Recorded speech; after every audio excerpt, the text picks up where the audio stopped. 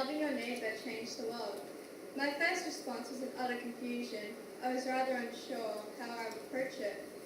But as I pondered the question a moment longer, I thought of commandment number 5 that states, love thy neighbour. And why? What do I think when I hear this commandment? What do you think when you hear the word neighbour?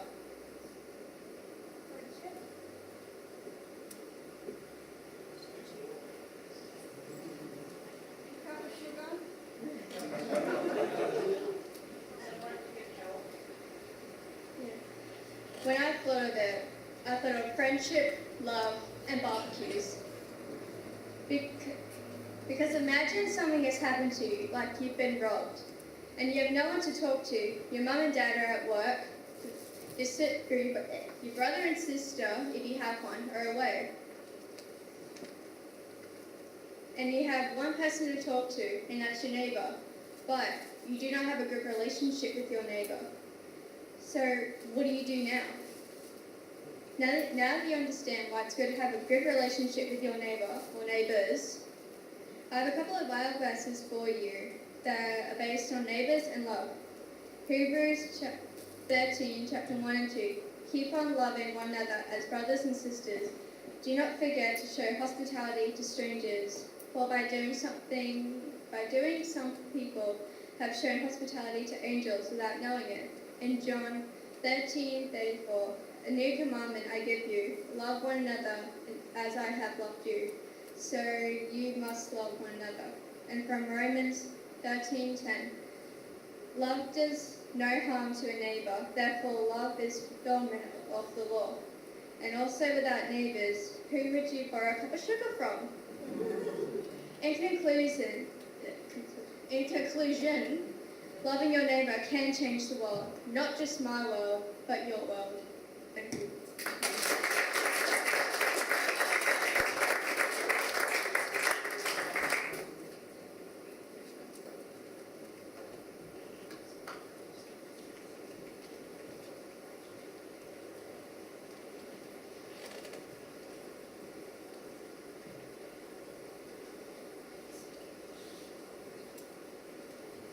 What would the world be like if everybody loved their neighbour? Recently, I had experience with dealing with people I wouldn't usually like to be with and who didn't really like me back. Last week, I went to camp up to Emu Gully. I'm going to start off telling you the only downfall about this camp, and that was that I had to share a cabin with not only my good friends, but the girls I wouldn't really hang out with, the cool girls really. And so we just kept our distance from each other the whole camp. Very quickly there was fighting between us, like having to share one ensuite between 10 other girls. And when it was bedtime, my friends decided to find energy and couldn't sleep. So when the teacher went off duty, they decided to start talking and dancing around the cabin. And the long story short, we ended up waking the cool girls up. They got mad, and so they started being loud as well. And then the whole cabin wasn't quiet until about 12:30 a.m. And it didn't help that we had to be up at 4 a.m. the next morning for a mountain hike to see the sunrise. So you can imagine how tired and annoyed we were at each other the next day. The whole camp, we kept our distance from each other because neither side had anything good to say to one another besides asking if anyone was using the bathroom or if they had seen a missing item of ours. Looking back, I realised that we all shouldn't have acted the way we did. We did the exact opposite to what the Bible tells us, which is to love one another. The next slide, please. When preparing the sermon, I came across the Bible verse from John 13, verse 34 to 35. A new command I give you, love one another as I have loved you, so you must love one another. And if everybody followed this commandment, just imagine how the world would be. All the fighting that happens would never happen. All the hatred would be turned into love. This camp, next slide. This camp was one of those experiences that at the time you think, oh, I don't like it, the other camps were better than this. But afterwards I realised that this was a great camp because it taught me great life lessons. This camp was based around the Anzac, so we did a few activities based on that were inspired by what happened in the wars, like going through tunnels and going through the Kikoti track, which is basically a pit full of mud with obstacles in between. You can see on the picture. We were told that we had to work as a team, so when someone wasn't confident or struggling in an activity, which to be honest was me with most of them, we had to all encourage each other. And the activity that I probably struggled with the most was there was a log that we all had to cross, but it would swing while you crossed it. And most people could cross it on like their first or second try, but it took me like probably over 20 tries in a good 5 minutes, which felt like forever to cross it. This was really embarrassing for me, but I loved how my group was encouraging me, even though I assumed in their heads they were thinking, oh, hurry up, get over the log. When I finally made it to the other side though, because I tried so hard, everyone cheered so loud and it made me so supported and it made me feel really good. We were told we were told about the Anzac and what happened in some of the wars at camp, but no matter how much they told me stories, I couldn't imagine how much pain the soldiers would have been in. But if everybody had love in their hearts like the Bible verse said, all the world wars wouldn't have happened. All the fighting in our cabin, all the threats of bombing other countries, it wouldn't happen. But doesn't that sound great? But in this world, so much of this fighting is happening that it seems impossible for world peace to ever occur. We can say I will never hurt my brother, or I will never argue with my family and friends, and so on. But if you face reality, it's so much easier said than done. Next slide. Last time I did my sermon, I told you that if I were God, I would want everybody to love their neighbour so we could have a peaceful world. It's the ultimate answer to stop all the conflicts and wars happening.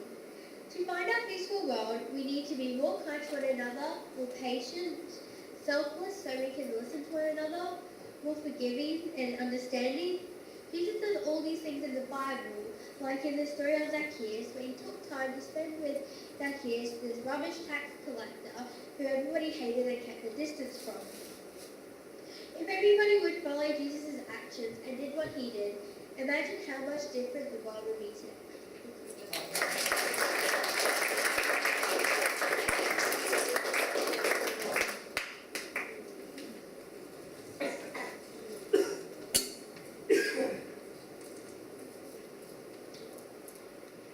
Good evening.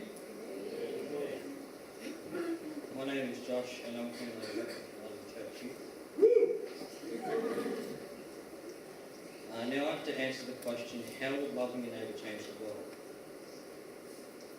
The world is filled with hate, jealousy, rudeness and evil.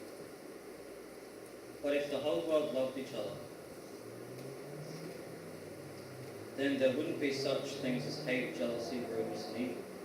One of the meanings of love in the Bible is being kind to each other. I think if everyone did love their neighbour, then I think we won't need police officers that often. One of the police officers' jobs is to make sure everyone's doing the right thing. If we all loved each other, then we would all do the right thing, and the police officers would no longer be needed often. For example, if I find two people at the front of my house, both in a physical fight, then I would call the police. But if everyone loved each other, then we wouldn't have to call the police for some assistance for a situation. That's one thing loving your neighbour would change the world. The second way loving your neighbour would change the world is we wouldn't need jails anymore. The whole purpose of having a jail is to put criminals in there as a punishment for doing something. If everyone loved their neighbours, then they would be kind to them and not doing anything to deserve themselves with jail time. That's another way loving your neighbour will change the world. The third way loving your neighbour will change the world is everyone would be reliable and trusted. These days, if you went to a shop and you didn't have any money, they would say, you can't take anything without buying it, because they think you're going to steal it. If everyone was trusted and reliable, then you could go into the shops and take a couple of things. And when you get your money, you could pay them then. Another example of this is if a stranger came to you and asked to borrow something for the rest of the day, you would probably say no. If everyone was trusted and reliable, then if someone came up to you and asked to borrow something for the rest of the day, then you would say, sure you can. And they would come back with your belonging. This is another way loving your neighbour will change the world. These three ways are how I see the world changing if everyone loved their neighbours. The chance of everyone loving their neighbour is low, but these are the things I think will occur. Good night.